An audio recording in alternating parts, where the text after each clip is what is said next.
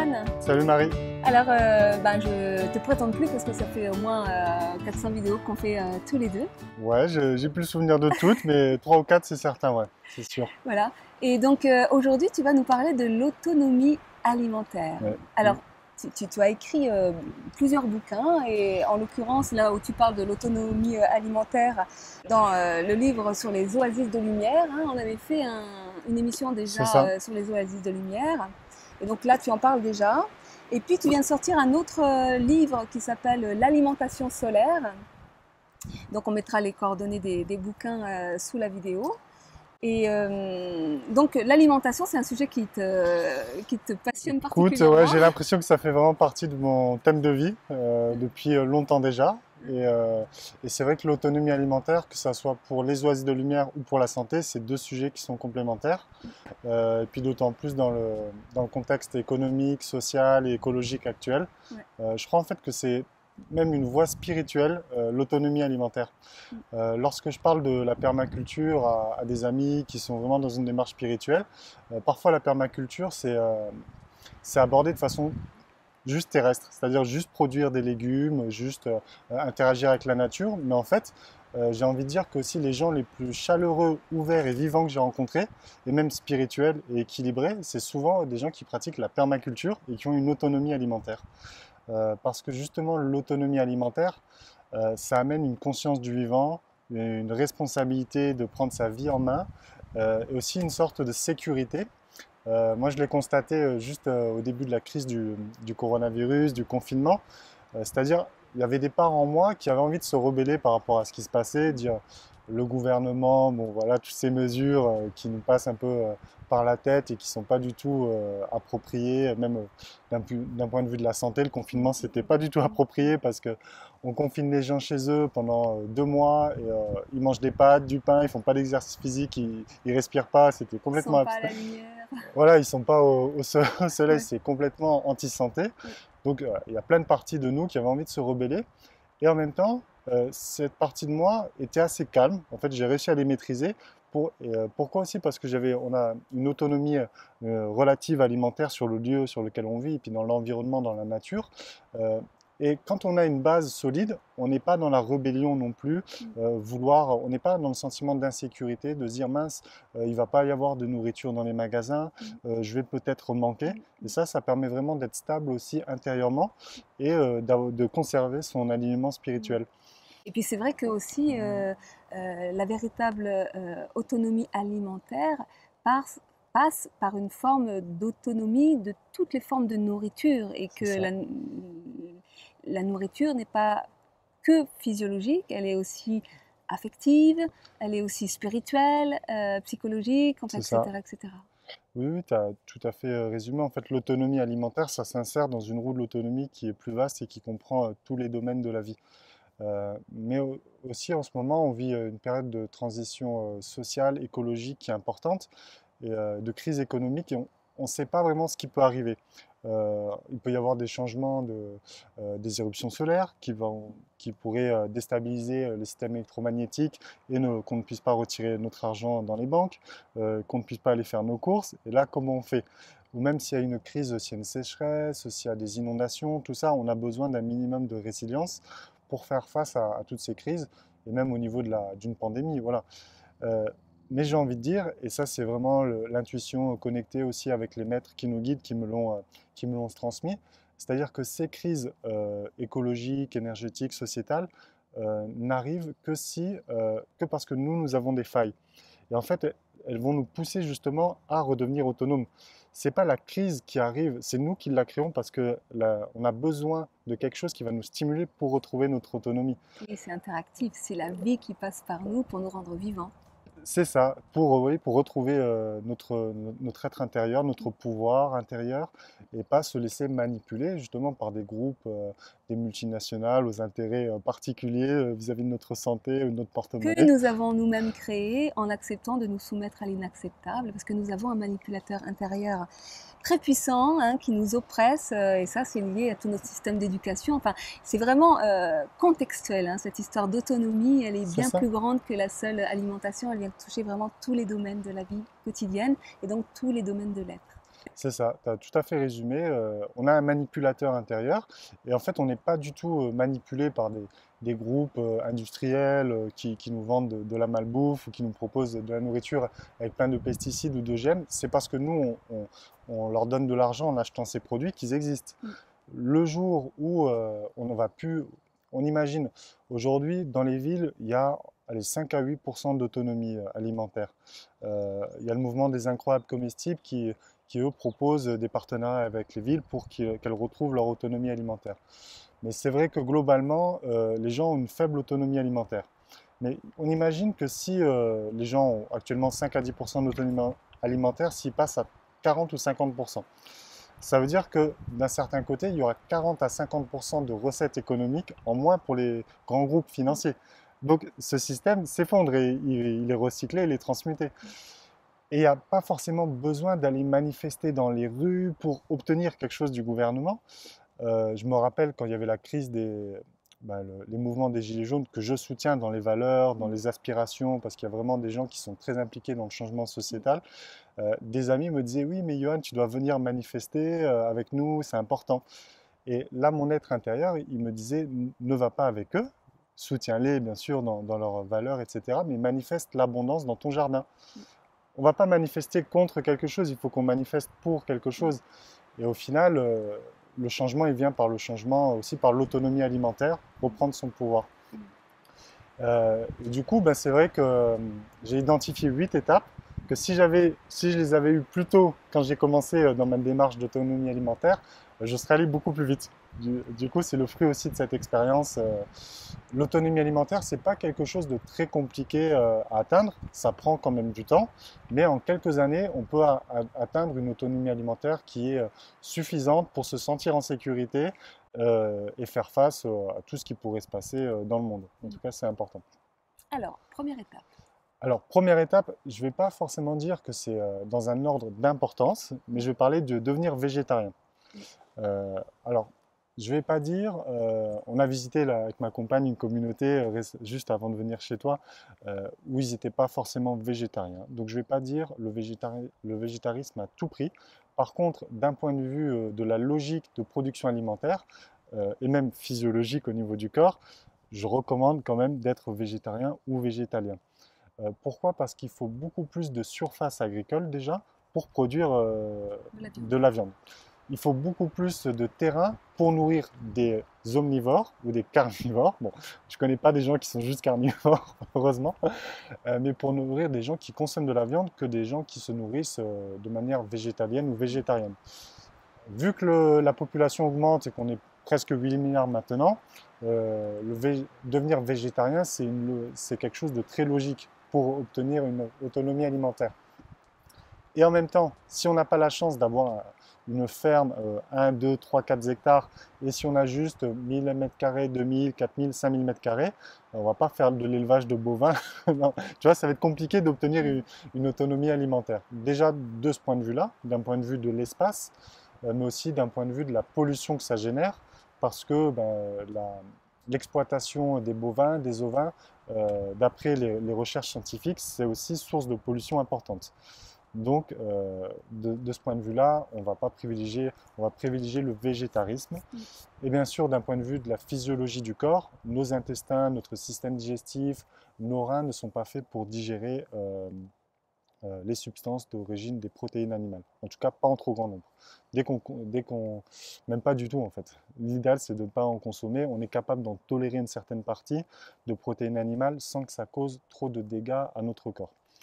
D'ailleurs, à préciser que la surconsommation de viande est advenue ces dernières décennies, hein, parce que, je veux dire, ne serait-ce qu'au début du siècle dernier, on ne mangeait jamais autant de viande.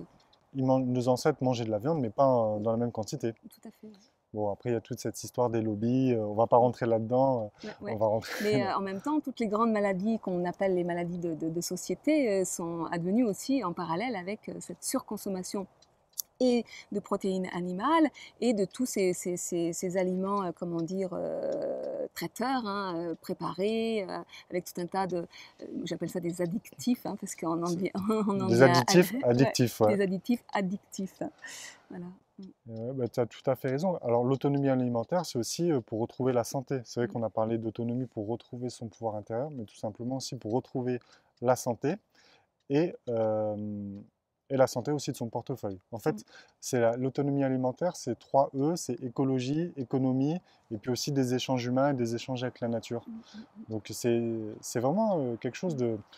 C'est pas juste se nourrir l'autonomie alimentaire. Les Mm. gens, quand on leur dit ça, des fois, oh, c'est du survivalisme. Non, c'est vraiment une vision holistique de la vie. Holistique, ouais, ouais. Puis toi, tu y intègres vraiment cette dimension spirituelle, hein, puisque le dernier point, et qui fera l'objet de carrément d'une autre émission, C'est ça. c'est la nourriture lumière. Hein. Oui, c'est le dernier point que j'aborderai avec toi dans cette vidéo. Ouais. Mais bien sûr, si on atteint ce dernier point de se nourrir de prana, on n'a plus besoin des points précédents. Mm. Alors pour l'instant, on en est à la première étape. Ok. Devenir végétarien. La deuxième étape, c'est bien sûr aussi réduire et aligner ses besoins. C'est la surconsommation de produits, de gâteaux. C'est sûr que si on nous offre un terrain pour faire un jardin, mais qu'en même temps on a envie de manger du chocolat, de boire du café, de manger ces petits gâteaux sucrés ou ces trucs qu'on ne peut pas produire sur son Mm. terrain, c'est difficile d'être autonome. C'est pas, en France, ça va être difficile de produire du chocolat, forcément, des fèves de cacao, du café ou plein d'autres choses qu'on pourrait avoir envie de manger. Je sais pas parce que je mange pas forcément toutes ces choses-là, mais voilà. Du coup, c'est aussi aligner ses besoins avec ce qui est juste et nécessaire. Mm.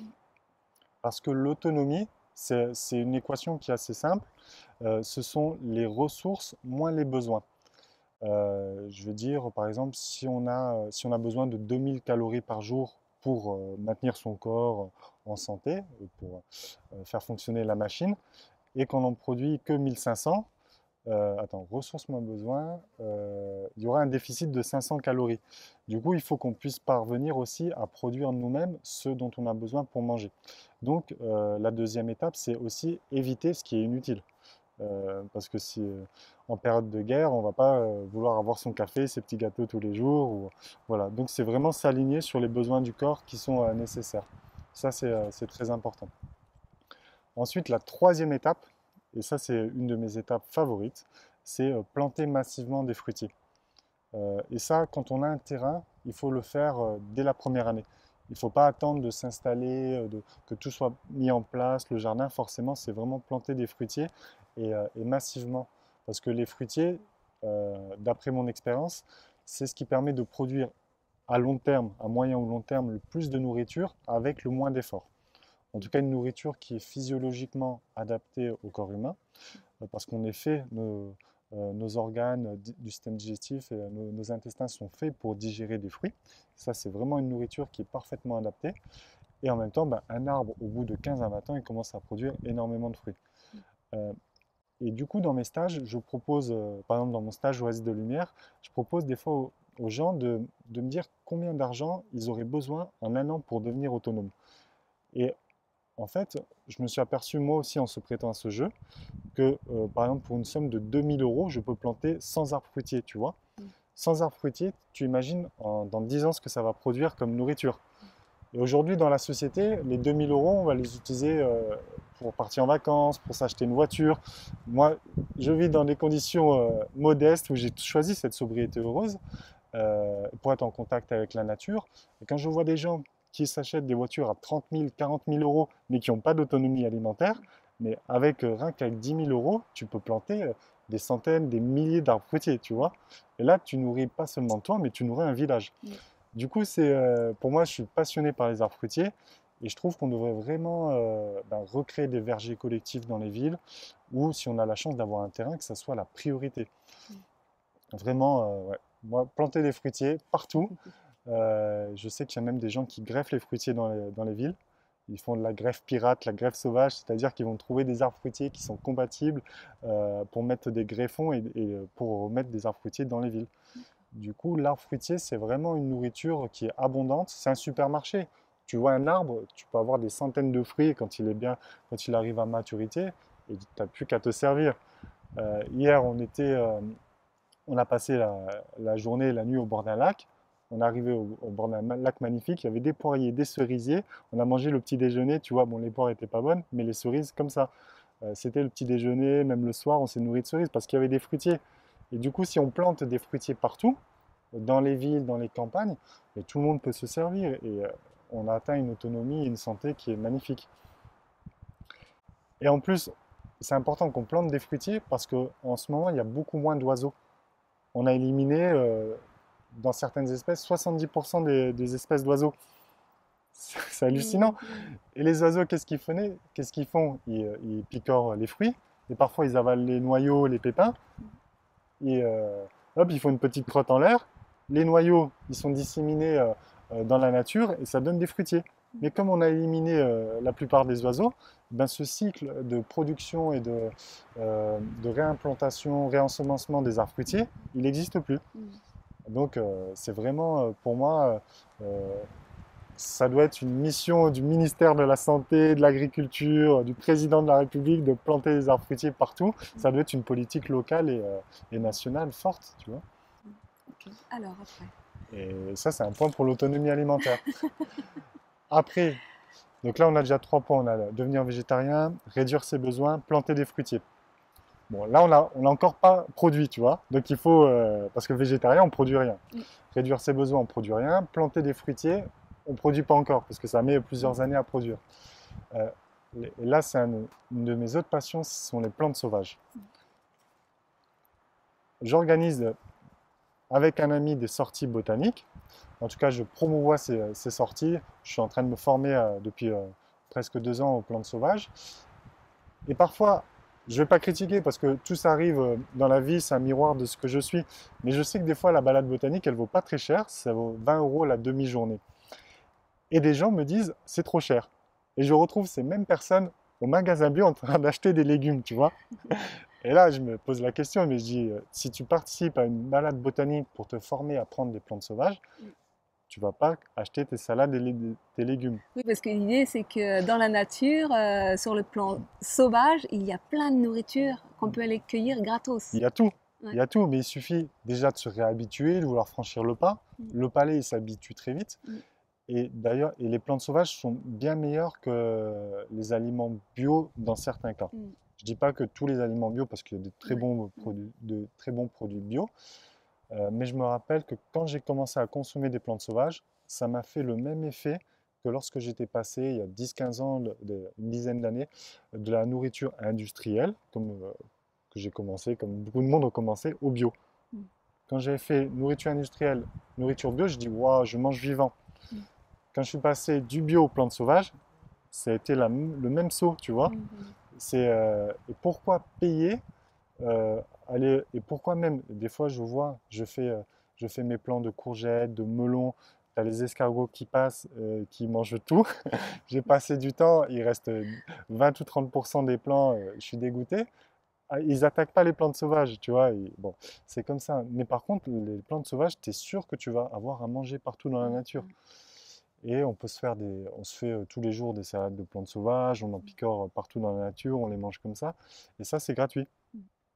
Et c'est vraiment même une des bases de l'autonomie alimentaire qu'on devrait tous retrouver, c'est connaître les plantes sauvages. Voilà. Mettez-vous aux plantes sauvages, allez vous former, parce que quoi qu'il se passe dans le monde, vous aurez une source de nourriture directement accessible. Et pareil, on peut pas avoir peur de manquer de nourriture quand on connaît les plantes sauvages.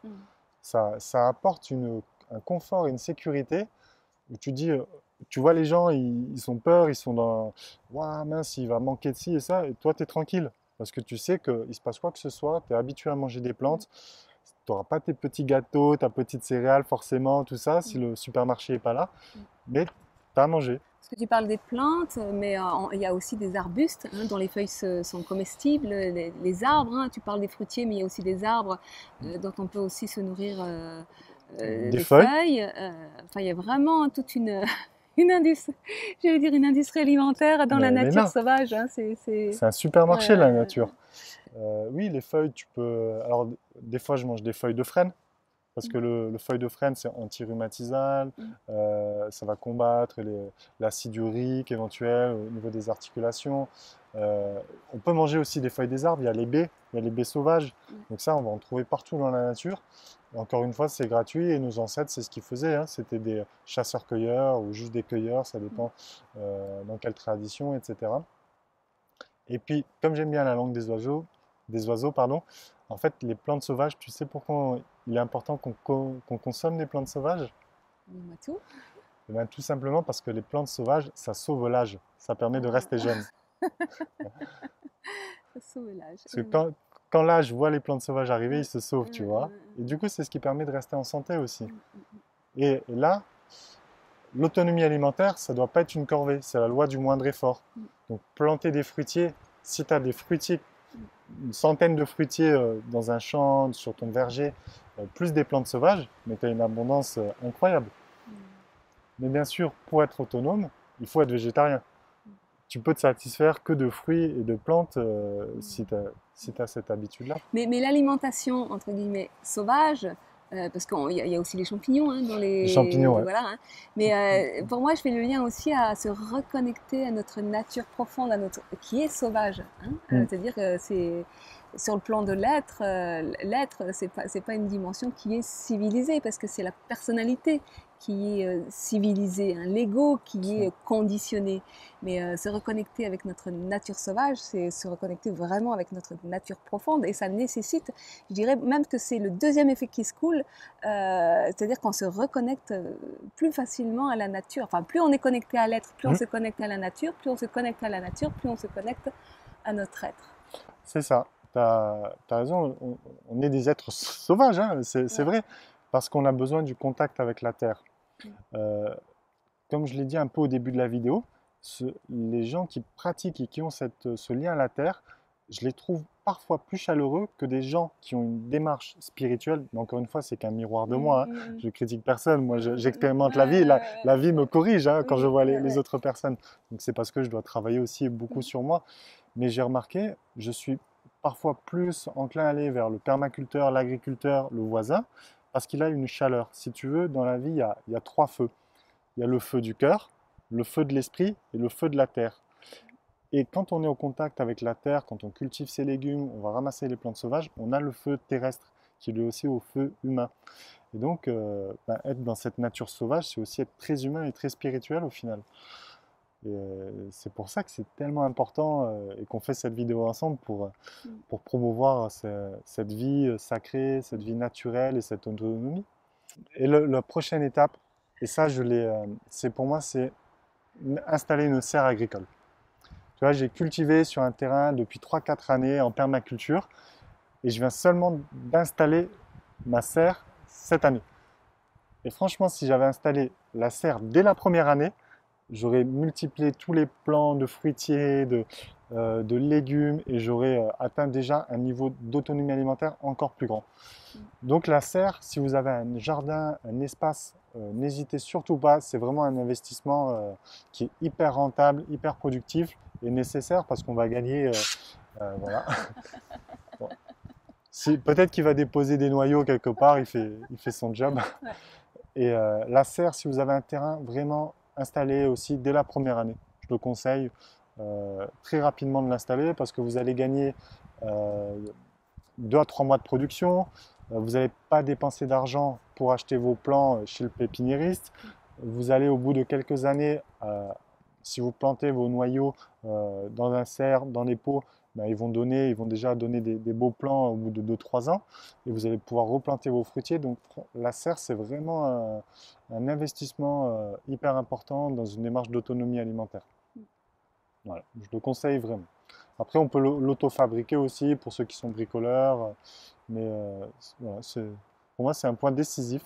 Et je le mets même avant de faire le jardin, tu vois. On va parler du point suivant, c'est juste faire un jardin en permaculture, cultiver ses légumes. Pour moi, je le classe après, parce que c'est presque plus important pour moi en première étape de planter des fruitiers, de connaître les plantes sauvages et d'installer une serre.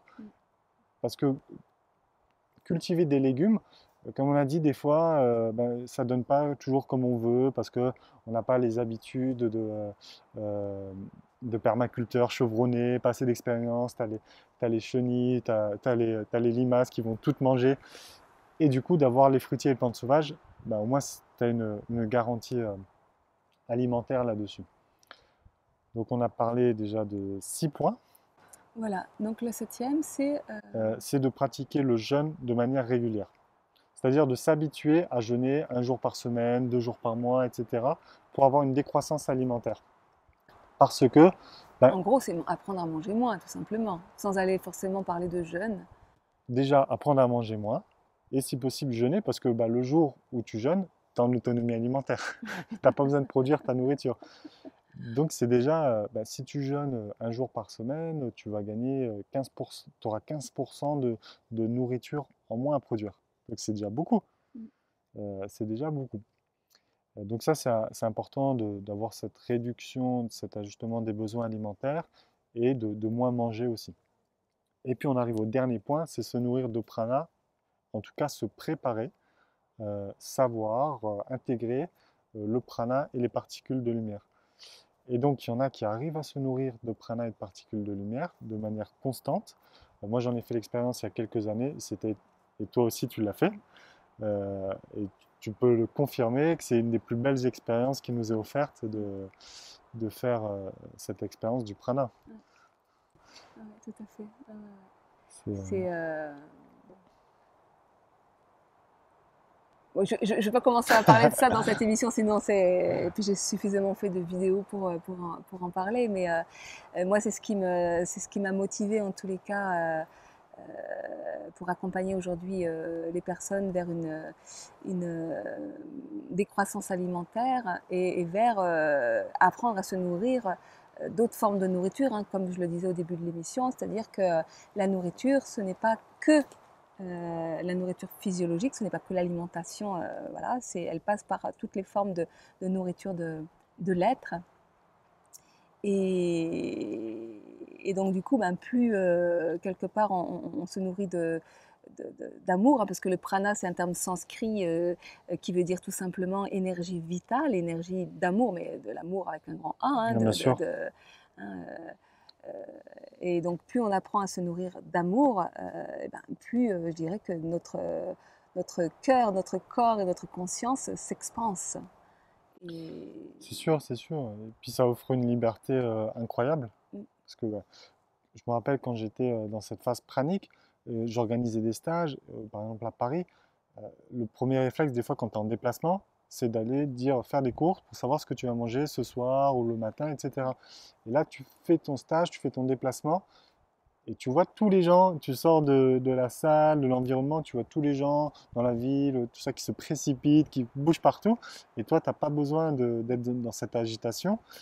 Et puis, tu es autonome complètement, hein, ça. Alors c'est vrai qu'arriver à ce stade de se nourrir, enfin d'arrêter vraiment la nourriture solide pour être uniquement dans cette nourriture pranique, ça nous fait faire des économies, mais au-delà de ce qu'on peut imaginer. Parce que non seulement effectivement il n'y a plus la nourriture à acheter, ni même à produire, mais je veux dire, étant donné qu'on ne mange plus de nourriture solide, bien, du coup on n'a plus de déchets.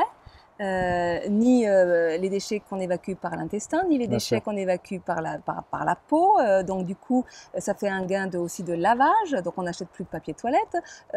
On peut se laver moins. Ça fait des économies d'eau. Ça fait des économies de temps, d'énergie. C'est ça. Enfin, c'est énorme, énorme, énorme, énorme. Ouais, tout ce thème de l'alimentation, c'est vraiment un thème, que ce soit le devenir végétarien, végétalien ou même pranique, c'est vraiment être un cadeau pour la terre, Mm. pour soi, pour les autres. Et c'est pour ça que c'est vraiment l'autonomie alimentaire qu'il faut le considérer dans sa dimension globale, sur tout ce que ça comporte pour soi, son système émotionnel, physique, mental et spirituel d'interaction avec le vivant. Donc c'est pas juste un truc de survivaliste, c'est Non. une voie spirituelle, Ouais. l'autonomie alimentaire. Oui, tout à fait, complètement. C'est- Ok. Bah écoute, on va s'arrêter là pour cette première partie, puisque donc on va ouvrir une deuxième partie où on va parler donc spécifiquement de cet aliment air, de cette nourriture lumière du prana. Ok, bah je te remercie. Merci Et Marie. puis on se retrouve pour la deuxième partie. À Au bientôt. revoir.